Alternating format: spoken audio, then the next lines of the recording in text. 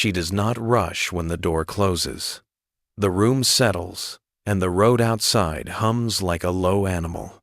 Somewhere, a woman chooses to walk alone. Not because no one offered to walk beside her, but because something older than comfort is calling her into the dark. The city thinks she is strange. The night knows she is not. There is a dark truth here, and it waits like a figure at the edge of a field. Step closer. Listen. The shadow has a voice, and it has chosen her. Suspense, calm, twist, silence. In Jungian psychology, a life begins at the surface with a mask, persona, mother, student, partner, professional roles we learn so we can belong. But the psyche is not satisfied with a mask. Beneath the bright hallway of approval, another corridor opens. That corridor leads to the shadow, the part of us we could not accept or could not safely show. Women who walk alone have learned to enter that corridor without flinching. They know the dark is not an enemy. It is a mirror that does not lie. The dark is a teacher that speaks in symbols, a raven on the fence, a dream where the sea rises to the second floor, a small girl who won't come out from under the table. They do not shame these images. They keep them. They ask simple questions until the symbols answer back. Carl Jung wrote, "The privilege of a lifetime is to become who you truly are." In that sentence lives a quiet rebellion. To become who you truly are, you will lose who you pretended to be. That loss can look like isolation. It can feel like a winter without witnesses. This is why she walks alone. Not for the drama of it, but for the accuracy. Alone is where truth stops performing. Walking alone does not mean she hates people. It means she will not trade her soul for applause. It means she will not join noise to escape her knowing. The world is loud with instructions, cheap certainties, and borrowed courage. Alone is the sanctuary where she can hear the original voice. The dark is not absence. The dark is a womb. In it, something is forming that the daylight cannot yet name. There is an inner conflict that begins when a woman stops trying to be harmless. Culture trained her to keep the room comfortable. Smile. Soften the question. Fold the sharp opinion. Say yes, so others do not have to face their own no. The performance was never random. It was the price of safety. Yet the soul keeps asking for a fuller life, a clearer gaze, a boundary that does not apologize. She feels the pull of two tides. One tide says belong at any cost. The other says belong to yourself first. The first tide promises company and numbness. The second promises solitude and depth. Solitude is not loneliness. It is the act of choosing your own company. Depth is not a mood. It is a gravity that keeps you from blowing away with the next trend. When she walks alone, she notices things she used to outrun. The stomach tightening before she speaks. The way she laughs when she is actually tired. The moment she rescues a man's discomfort so he will keep liking her. She recognizes the archetypes moving through the scene, like quiet actors.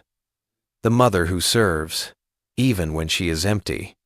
The maiden who seeks protection and admiration. The huntress who wants the open sky, not a cage that gleams. The sage who waits at the edge of firelight, unhurried, listening. A woman alone does not reject love. She rejects counterfeit love. She is learning to sense the difference between intensity and integrity. Intensity can be a storm around a hollow center. Integrity is a fire that warms for years. Alone, she can feel the long weather patterns of her choices. She notices which relationships travel with her through seasons. She notices which ones demand summer even when it is winter. She stops blaming the season for being what it is. Shadow work is not a trend for her. It is daily hygiene. She rinses the day of projections. What did I assign to him that belonged to my father? What did I place on her that belonged to my mother? Which resentment is a boundary waiting to be spoken? Which ideal is a fantasy that keeps me from the real? She does not do this to be pure. She does it to be precise. In the quiet, she discovers a difficult mercy. No one is coming to read her mind. If she wants a life shaped by truth, she must speak truth. If she wants a love shaped by reciprocity, she must ask for it. If she wants work shaped by meaning, she must refuse work shaped only by money. Alone is where she trains for these sentences. Alone is where her voice learns to carry.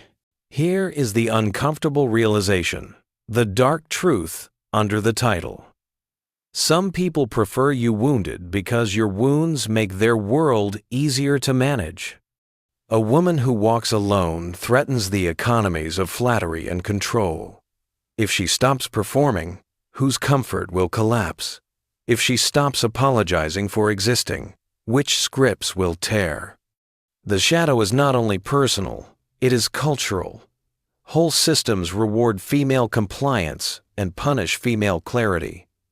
Call her intense, call her cold, call her too much, call her not enough. These labels are fire alarms that go off when a woman's sovereignty enters the room.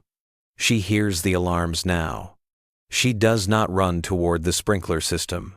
She pulls the batteries out and opens a window. Another twist. Independence can become a fortress.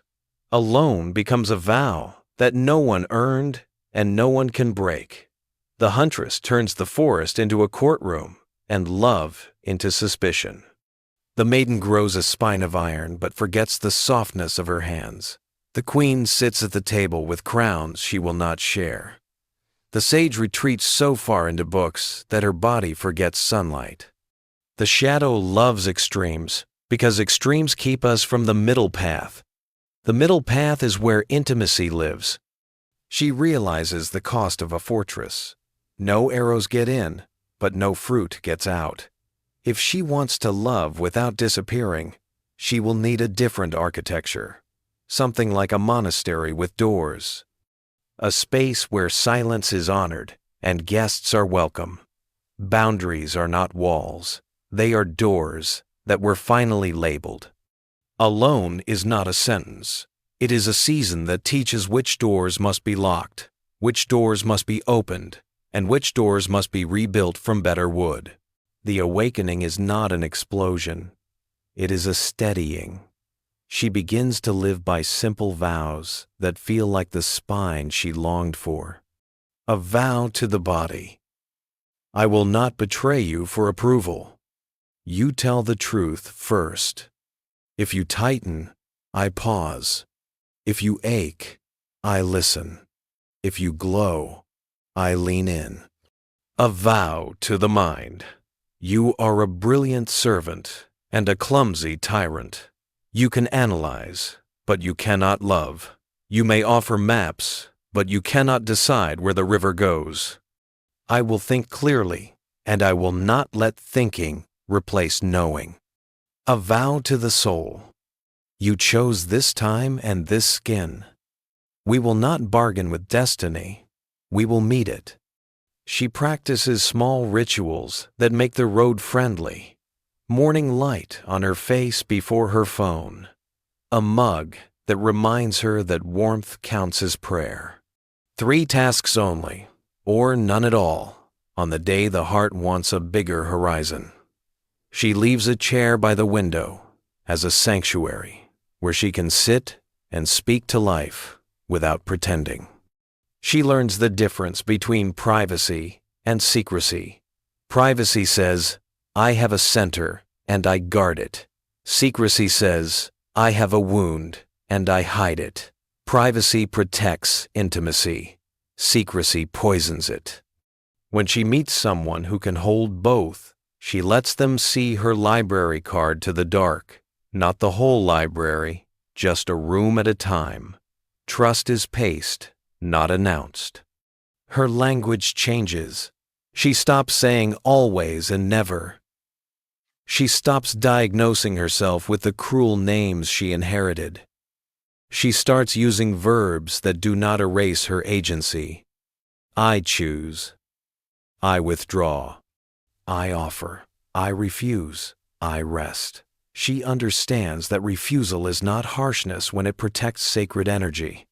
The archetypes begin to dance instead of compete. The mother pours from a full cup. The maiden explores without begging for permission. The huntress invites the village to the fire when the hunt is done. The queen shares command with those who remember the common good. The sage teaches in kitchens with sleeves rolled up. The lover can finally love, because the beloved is at home within. The dark truth about women who walk alone is simpler and stranger than the rumors allow. She is not against the world. She is against forgetting. She is not anti-love. She is anti-lies. She is not cold. She is careful. She is not lost. She is listening. The shadow is not her jailer. It is her compass. The path is not a rebellion against belonging. It is the only honest way to belong. One day someone will ask how she became so steady. She will not give them a heroic story. She will give them a plain sentence. I kept walking. I walked through rooms where I was not understood. I walked past invitations that required my self-betrayal. I walked to the river and put my hands in. I walked into my fear and found a room with a window. I walked alone until alone was not a punishment but a power. The road will open. It always does when we stop negotiating with our soul. The night will keep its stars. The morning will keep its mercy. The city will keep humming like a low animal, and she will cross the street without hurry because the voice within her is louder than the chorus outside. She will walk alone when she must, together when it is true, and in both cases she will remain whole. If this message found you at the right moment, subscribe for the next awakening. Now, breathe. You already know what comes next.